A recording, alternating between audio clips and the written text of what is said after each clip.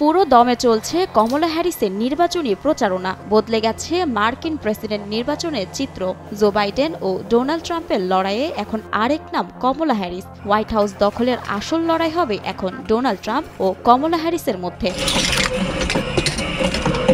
ক্ষমতা হাতে নিতে উঠে পড়ে লেগেছে কমলা। দোকানে চলছে কমলার নানান বিজ্ঞাপনের প্রিন্ট। ইয়ার্ড সাইনে আমেরিকার পতাকার সাথে দেখা মিলছে কমলার হাস্যোজ্জ্বল ছবির।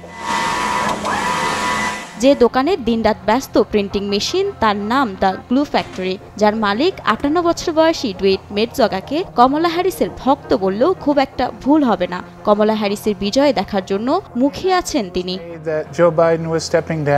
যখন ঘোষণা করা হয়েছিল যে জো বাইডেন পদত্যাগ করেছেন আর কমলা হ্যারিস নির্বাচনে আসছেন, তখনই আমরা আমাদের কর্মীদের ডেকে ডিজাইনের কাজ শুরু করি।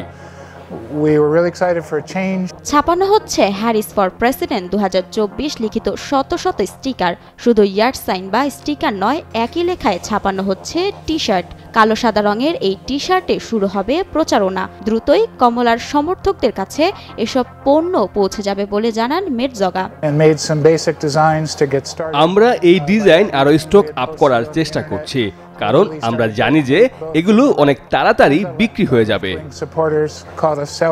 এদিকে চলমান ফিলিস্তিন ইসরায়েল ইস্যুতে কমলা হ্যারিস পরিবর্তনের প্রতিনিধিত্ব করতে পারবেন বলেও মনে করেন দোকান মালিক। ফিলিস্তিনিদের সাথে যেসব আচরণ হচ্ছে তা ঘৃণ্য। যদি কেউ এ বিষয়ে পথ পরিবর্তন করার কোনো সম্ভাবনার প্রতিনিধিত্ব করে, তাহলে তাকে আমরা সমর্থন করব। বসুন্ধরা টিস্যুতে ছাড়ের ছড়াছড়ি। বসুন্ধরা টিস্যু নিয়ে এলো নিশ্চিত ছাড়।